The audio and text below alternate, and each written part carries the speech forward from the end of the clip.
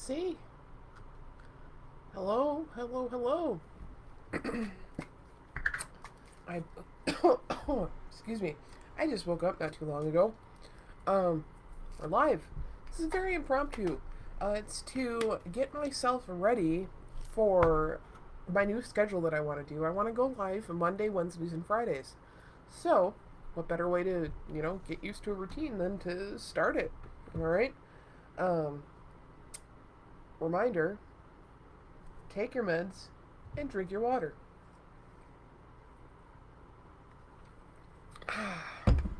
So today I didn't have much of a plan. Um, I realized it's Virgo season. Uh, every year I forget that my birthday comes up. Um, but yeah, I'm a Virgo, 9/11 baby here.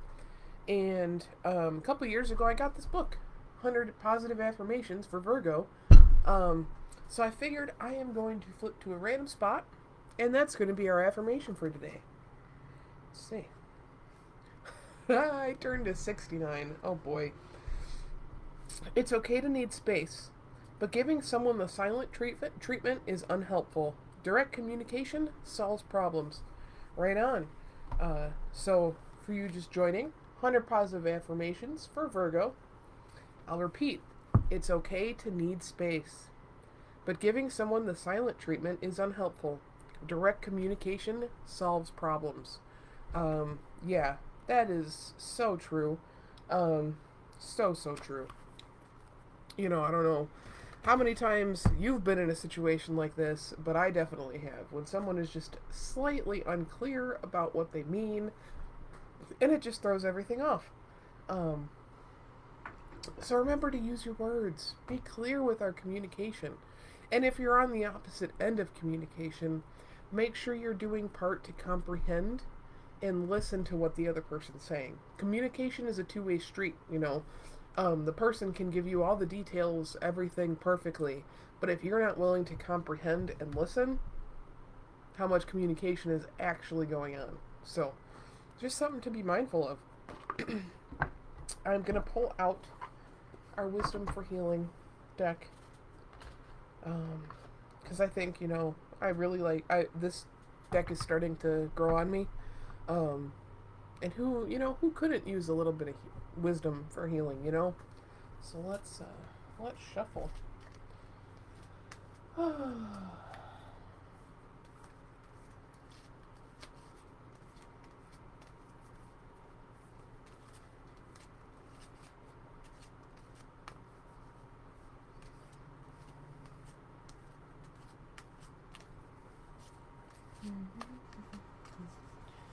Okay, here we go. Got two. So the first one I drew, that was on the top of the deck, is identify change. There we go. And it says here, identify one small change that you've been postponing that would improve your life. This could be anything from cleaning a drawer to getting a new hairstyle. Change, symbolically, can be frightening. Your goal, to recognize that you postpone even small, insignificant changes because intuitively you know that they can ignite powerful ones. This is a great card. So, we tend to self sabotage ourselves often, and we tend to be afraid of change. This really resonated with me. So, our goal, to recognize that you postpone even small, insignificant changes because intuitively you know that they can ignite powerful ones. Once you do one small change, normally the changes keep going. It builds momentum in that direction. So, it can be daunting and it can be nerve wracking. I totally get that. Um, but we need to remember that the alternative is staying where we are, and if we're feeling stuck or if we're doing things that are unhealthy, whatever, things that aren't serving us. So making that small change that's going to ignite those bigger changes might not be that bad of a thing. you know let's see. The picture here, it's a woman that has a key in her hand, and she's going to, looks like, open a door. So she's got the key, she's just got to use it. And beyond the door, there's a bunch of flowers and stuff, and it looks, like she's going somewhere good. Um, so don't be afraid to make that one small change that might turn into more. It's it's what we're here for. We as kids we learn all of these things that our parents teach us and how they live. It might not be the healthiest. Now that we're adults, we can change that, and that's how it's meant to be. I think it feels pretty natural. I'm almost 30 now, and the light under my butt to make positive changes is there. That for better part of a decade, I struggled with. I struggled with the idea of making changes and wanting to make those changes. Um, and now that I'm almost 30, it's like it's just happening naturally. It's still not easy. I'm not gonna discount that.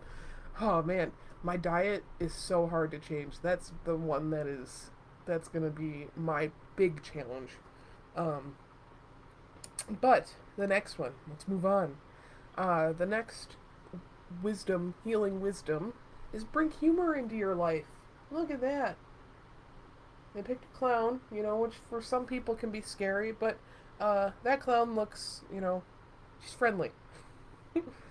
And she's got the whole world in her hand, one palm, one hand, which I love that imagery.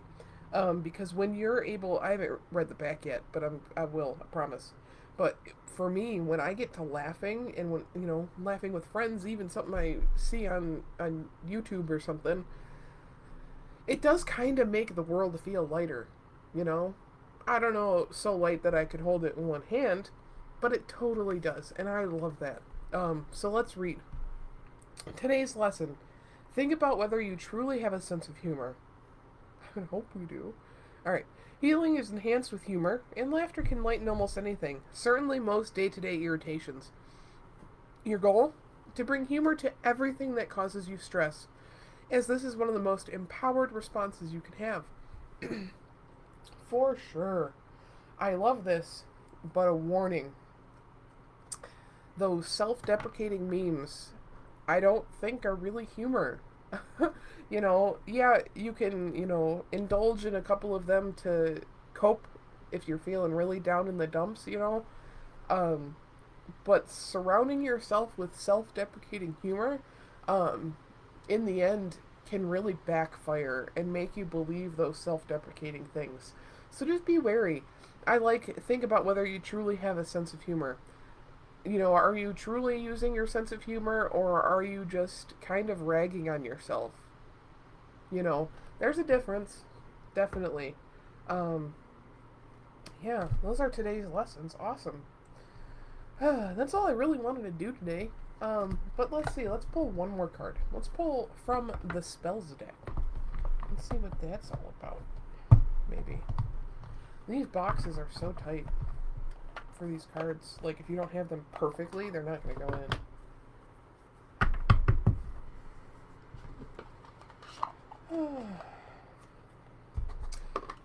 Not gonna lie, I love morning streams. I'm much more focused and, I don't know, just my energy is a little better right when I wake up. So I think Wednesday's stream is gonna be right in the morning. Okay. The spells deck. Let's see what we're gonna get.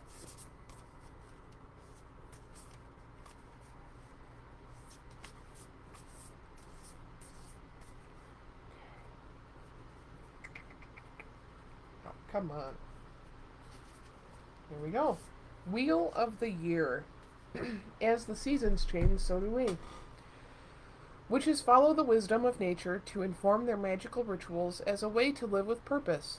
The 8 Sabbats, holy days, holidays. It says holidays, but it's hyphened because it goes to a new line. Holy days. Celebrate the particular lessons and magical opportunities that occur within each season. These days are Samhain, Yule. I might mispronounce these. Imbolc, Ostara, Beltane, Midsummer, Lugnazad, Lug, and Mabon.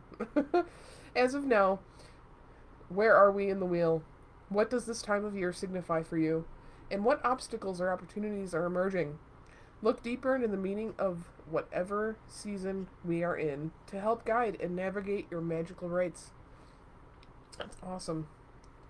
Um, I am not as well versed in witchy holidays as I should be, so I think, um, yeah, Beltane was May 1st, and I know we celebrated Lugnasada. Yeah, that was August. So I guess is yeah, Mabon is September 21st and ends on September 29th. Let's see. Let's just read. What is Mabon? Pagan holiday and one of the 8 Wiccan Sabbats. Yes, yes, we know this. Celebrates the autumnal equinox. Good, good, good. All right. That answers my question. Right on. I learned something today. I hope you guys did too. Um, so, pagan holidays. I'm just gonna throw this out there, a little personal tidbit of mine. I don't really like holidays, like traditional, as I grew up, Christmas, Thanksgiving, Easter, that kind of thing. Um, they never went that great with my family, and, I never really wanted to go. So, holidays for me are just kind of tainted with that. And it's not really, it's very light scale trauma, you know.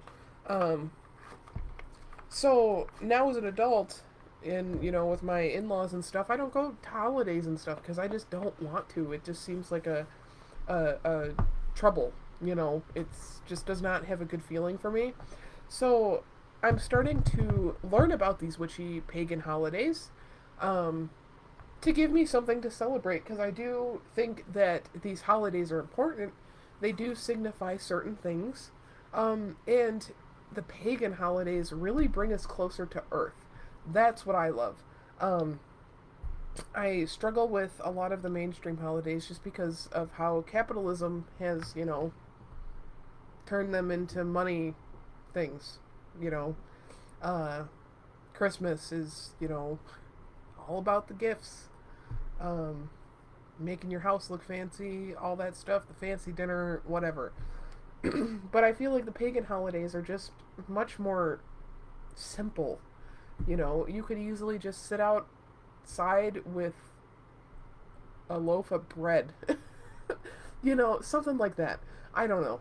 Um, they're just, they're not mainstream, so they haven't been tainted. They haven't been, uh, bastardized, right? Um, yeah, so that's, I don't know, that wasn't really the note I wanted to end on. Um, but those are my thoughts. And you guys know I'm willing to give them whenever the opportunity arises. So I hope all of you have a wonderful day. Um, I will be posting more affirmations for Virgo. Let's see, anything else coming up? I do have Free Friday. This Friday is I'm going live for an hour. I think I put it for 5 p.m. So 5 to 6. First come, first served. I'll pull a card or two for you.